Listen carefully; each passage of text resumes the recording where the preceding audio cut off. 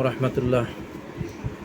আলহামদুলিল্লাহ, দীর্ঘদিন পর আমি আপনাদের সামনে আবার নিয়মিত ভিডিও নিয়ে হাজির হলাম। ইনশাল্লাহ এখন থেকে আবার নিয়মিত ভিডিও পাবেন। এবারের আলোচনা থাকবে আমার একজন মুক্তিযোদ্ধার লিখিত একটি বই নিয়ে।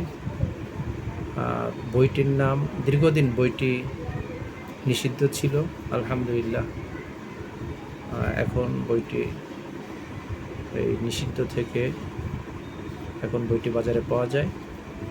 বইটির নাম অনেকেই শুনেছেন। বইটির নাম হচ্ছে আমার ফাঁসি চাই। লেখক হচ্ছে মুক্তিযোদ্ধা মতিউর রহমান রেন্টু।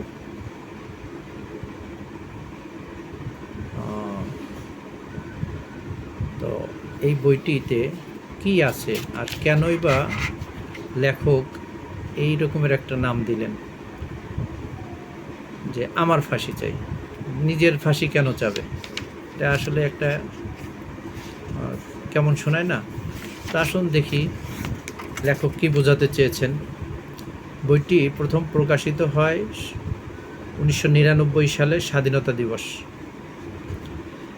বইটির নামকরণ করা হয়েছে যে কারণে লেখক লিখেছেন, যেটা কারণ হলো উনি লিখেছেন, যদি পুলিশের উদ্দেশ্যে স্বীকারোক্তিমূলক জবানবন্দি দেয়া হতো তাহলে গ্রন্থটির নাম হতো 161 ধারার জবানবন্দি।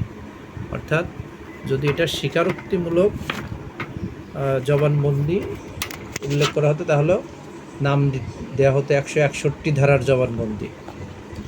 এই বইটির নাম হতে পারত। যদি ম্যাজিস্ট্রেটের উদ্দেশ্যে স্বীকারোক্তিমূলক জবানবন্দি দেয়া হতো তাহলে গ্রন্থটির নাম হতো 164 ধারার জবানবন্দি। কিন্তু জনতার উদ্দেশ্যে দেয়া স্বীকারোক্তিমূলক জবানবন্দির কোনো ধারা নেই। যেহেতু এই গ্রন্থটির জনতার উদ্দেশ্যে দেয়া এক ধরনের স্বীকারোক্তিমূলক জবানবন্দি, তাই গ্রন্থটির নাম দিয়েছি আমার ফাঁসি চাই। এটা একদম লেখকের ভাষ্য। যদি বলা যায় মিস্টার এক্স অপরাধ করেছে, মিস্টার এক্সের ফাঁসি চাই, তাহলে নিজে অপরাধ করলে কি বলা উচিত? বলা উচিত না আমার ফাঁসি চাই। তাই গ্রন্থটির নাম রেখেছি আমার ফাঁসি চাই।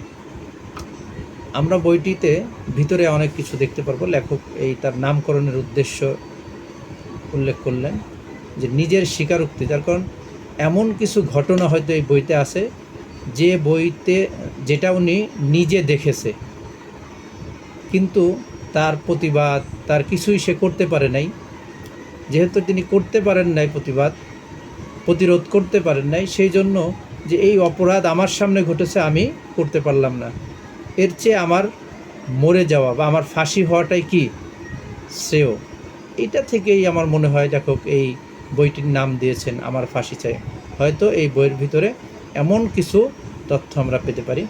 ধন্যবাদ আমার সাথে থাকার জন্য। নিয়মিত আজকে নামকরণটা আলোচনা করলাম। ইনশাল্লাহ ভবিষ্যতে এর বইয়ের প্রতিদিন একটু একটু করে ইনশাল্লাহ আপনারা এই বইয়ের বিস্তারিত আমার কাছ থেকে জানতে পারবেন। আমার সাথে থাকার জন্য আপনাদেরকে অসংখ্য ধন্যবাদ। আসসালামু আলাইকুম ওয়া রাহমাতুল্লাহি ওয়া বারাকাতুহু।